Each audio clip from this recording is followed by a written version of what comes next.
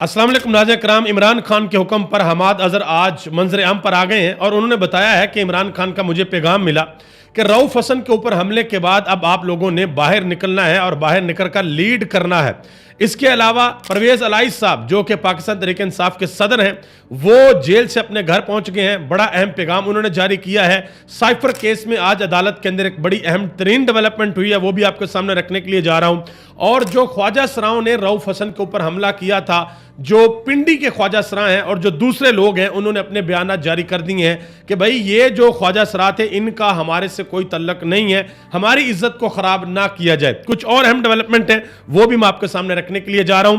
हमाद अज़हर साहब सबसे पहले वो बाहर आ गए, उनसे पूछा गया कि क्या दूसरी क़यादत भी बाहर आ रही है, क्या मुराद सईद साहब भी बाहर आ रहे हैं, तो उन्होंने कहा जी हां, सारी क़यादत अब बाहर आ रही है। इमरान खान ने फाइनल कॉल दे दी है कि अब आप सब लोगों को बाहर निकलना पड़ेगा और निकल कर अब आप लोगों ने लीड करना है। स्पेशली पंजाब के अंदर आपने इंतहाई ज्यादा एक्टिव होना है।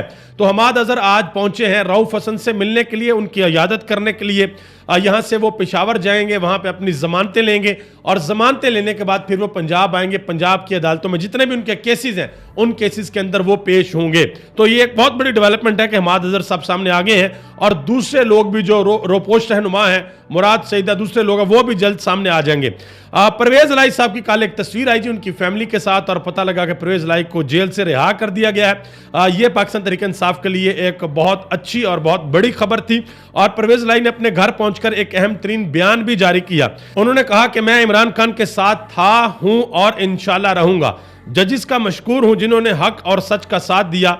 अल्लाह पाक का बहुत शुक्र है जिसने मुझे हौसला दिया, साबित कदम रहूं। मुझे पकड़वाने और मेरे साथ जुल्म करने में सबसे ज्यादा हाथ मोहसन नकवी का था। ये उन्होंने नाम लिया, जो हमारे वजीर दाखिला हैं, उनके बारे में उन्होंने कहा कि मुझे पकड़वाने में, जेल के अंदर रखने में और जो भी मेरे ऊपर जुल्म हुआ है, इन सब में सबसे ज़्यादा जो हाथ है वो मोहसन नकवी साहब का है। इसके अलावा एक और अहम खबर ये है कि इमरान खान ने सुप्रीम कोर्ट में ज़ाती हैसियत के अंदर पेश होने के लिए दरख्वास्त दायर कर दी है और यह भी कहा है कि अगली पेशी में जब मैं सुप्रीम कोर्ट में अगर वीडियो लिंक के जरिए भी आता हूं तो उसको लाइव पूरी कौम को दिखाया जाए। अब यह सुप्रीम कोर्ट का बहुत बड़ा इम्तिहान है, देखते हैं कि सुप्रीम कोर्ट इसके ऊपर क्या करती है।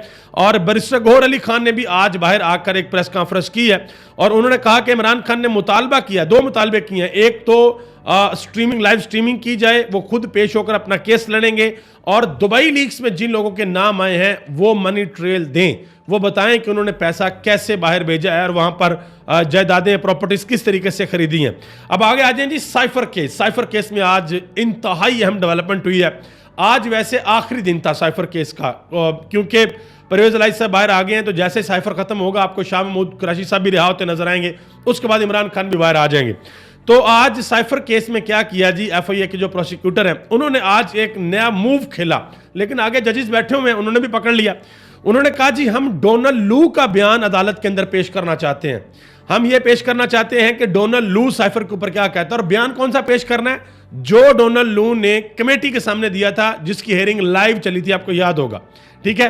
तो आगे से जज ने कहा कि आप सीधा सीधा कहेंगे 3-4 महीने आप केस को लटकाना चाहते हैं, पहले वहां से बयान आएगा, फिर उसकी तस्दीक होगी, तो 3-4 महीने और केस लटकेगा, यानी कि इमरान खान अंदर रहेंगे।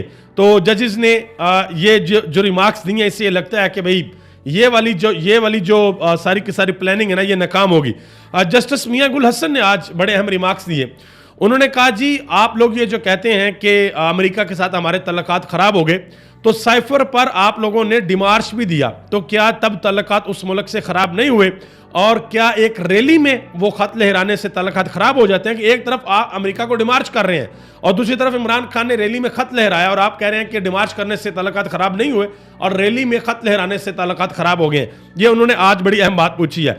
इसके अलावा साकिब बशीर साहब हैं, सीनियर कोर्ट रिपोर्टर हैं, उन्होंने एक बड़ी अहम बात बताई है। उन्होंने कहा जी अदालत ने प्रोसिक्यूटर से कहा कि साइफर की कॉपी ना तो आपने ट्रायल जज को दिखाई है, ना कोर्ट के ऑर्डर के अंदर है, ना कोर्ट के रिकॉर्ड में है और ना ही हमें दिखाई। जब हमारे पास चीज ही कोई नहीं है तो फिर हम कैसे कह सकते हैं कि हेरा फेरी हुई है?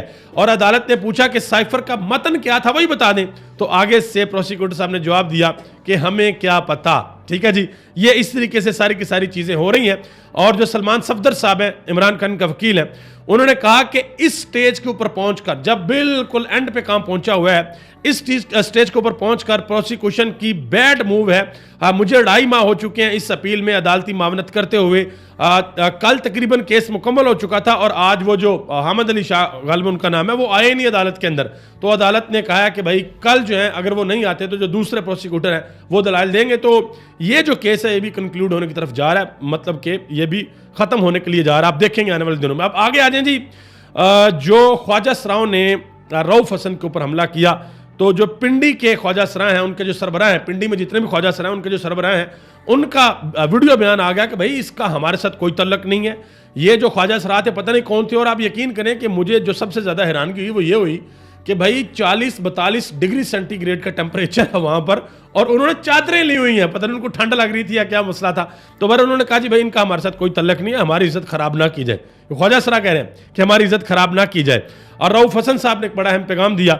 उन्होंने कहा जी इमरान खान का पैगाम है, मकरूह हथकंडों और पुरतशद्दद कार्रवाइयों से हरगज खौफजदा ना होंगे, शरपसंद कौम के सामने मजीद बेनकाब होंगे। असद कैसर साहब ने 2 बयान दिए बड़े अहम। उन्होंने कहा जी रऊफ हसन इंतहाई दलेर आदमी है, हमले के बावजूद जुर्रत और बहादुरी का मुजाहरा किया। पैगाम वाज़िह है कि अब हमारा नहीं आपके डरने का वक्त है। मजीद उन्होंने कहा कि जो कुछ हमारे साथ किया गया ये सब तो 1971 में बंगालियों के साथ भी नहीं किया गया। ये असद कैसर ने वसीम बदामी के शो के अंदर गुफ्तगू की है। इसी तरह शौकत बसरा ने एक बड़ा अहम बयान दिया।